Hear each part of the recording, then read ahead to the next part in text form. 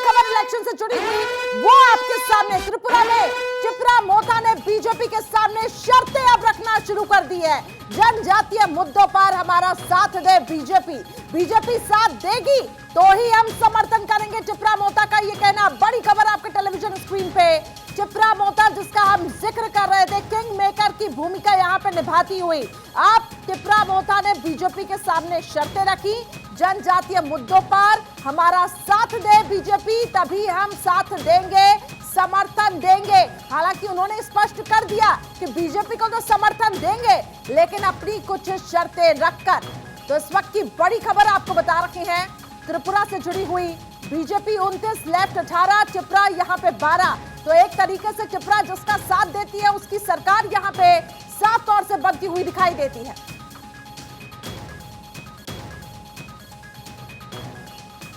धनंजय गिरी इस वक्त हमारे साथ बीजेपी प्रवक्ता जुड़ चुके हैं। धनंजय जी, किस तरीके से आप देखते हैं चिप्रा मोता की इन शर्तों को? हम साथ तो देंगे बीजेपी का, लेकिन जनजातीय मुद्दे बीजेपी साथ में रखे। अब अलायंस, क्या बीजेपी इस मुद्दे को लेकर आगे बढ़ेगी? धनंजय जी, ये तो समय के साथ तय होगा और प्रदेश के हित में, करिश्मा जी, प्रदेश और देश के हित में जो भी उचित होगा वो भारतीय जनता पार्टी सदैव उसके साथ रहेगी, उसके साथ खड़ी रहेगी। प्रदेश और देश के विकास के सतत प्रयत्नशील रहेगी। पूर्व को जिस तरह से अभूतपूर्व बनाने का कार्य आदरणीय प्रधानमंत्री नरेंद्र मोदी जी के नेतृत्व में हुआ है, उसे अभूतपूर्व बनाए रखना और तमाम विकास के गतिशील रखना, सतत प्रयत्नशील रहना, ये भारतीय जनता पार्टी का मूल एजेंडा है। और जब प्रधानमंत्री नरेंद्र मोदी ने जो महामंत्र दिया है वो यही है कि सबका साथ, सबका विकास, सबका विश्वास, सबका प्रयास। तो उस विकास की दौड़ में कोई पीछे न छूटे, ये हमारी पहली प्राथमिकता है। तो फिर कोई एक पर्टिकुलर किसी विषय को, किसी एक जाति विशेष को, किसी पंथ विशेष को, किसी अलग से किसी के कोई विकास की दौड़ में पीछे छूट गया है तो उसके आगे लाना इस सरकार की नैतिक जिम्मेवारी है, सामाजिक जिम्मेवारी है और राजनीतिक जिम्मेवारी भी है। तो हम तो वैसे भी प्रयत्नशील हैं, तो इसलिए हमें नहीं लगता है कि इसमें कोई समस्या बहुत आने वाली है। बिल्कुल, आपने ठीक और कहा। आप समय के साथ देखते जाइए तो हमारे जो रुझाने हैं। जी जी जी, चलिए, डॉक्टर मोहम्मद अमीन भी हमारे साथ इस वक्त कनेक्टेड है, पूर्व joint secretary EC. Doctor Mohammad Amin ji, किस तरीके से देखते हैं? एक तरफ तो बीजेपी कह रही है कि हम सबका साथ, सबका विकास, सबका विश्वास के तहत आगे बढ़ रहे हैं, लेकिन चिप्रा मोता की अगर मैं बात करूं, एक किंग मेकर की भूमिका, अहम भूमिका, बीजेपी के साथ समर्थन देने को तैयार है, बीजेपी के साथ हम साथ देने को तैयार है, चिप्रा मोता का कहना है, लेकिन अपनी भी कुछ शर्तें हैं।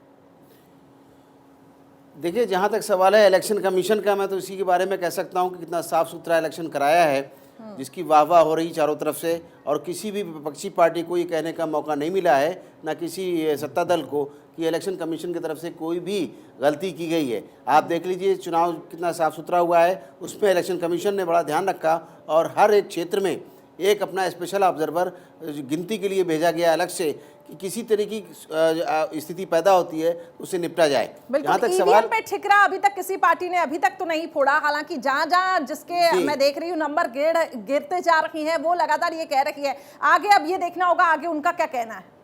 लेकिन आप देखिए ना, साफ सुथरा इलेक्शन हुआ, उसके साथ में सारे अपडेट भी आ रहे हैं आपके पास। अब किसी करने को मौका ही नहीं मिला है, जिससे अभी तक सारी पार्टियां कहा करती थी कि यहाँ पर ये हुआ, वहाँ पर वो हुआ। तो इलेक्शन भी साफ सुथरे हुए, उसके साथ गिनती भी शुरू हो गई। और अब मैं समझता हूँ कि 2 बजे से पहले इस जगह पे पूरे इलेक्शन के नतीजे क्लियर हो जाएंगे, क्योंकि मैं भी नागालैंड में चुनाव ऑब्जर्वर रहा हूँ।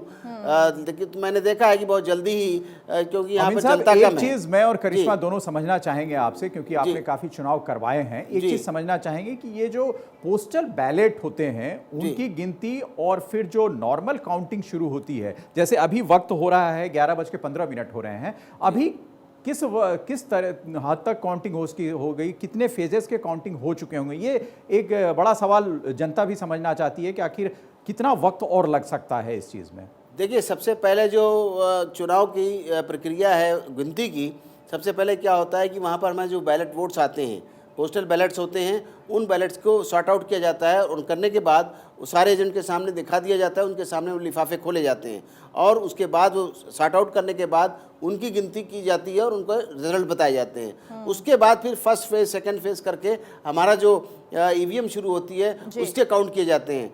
मैं समझता हूं कि जो 11:15 बज चुका है, इस वक्त 5 से 6 राउंड्स हो चुके होंगे। मेरे पास तो अभी कोई अपडेट है नहीं यहाँ पर, लेकिन 5 से 6 राउंड की गिनती हो चुकी है।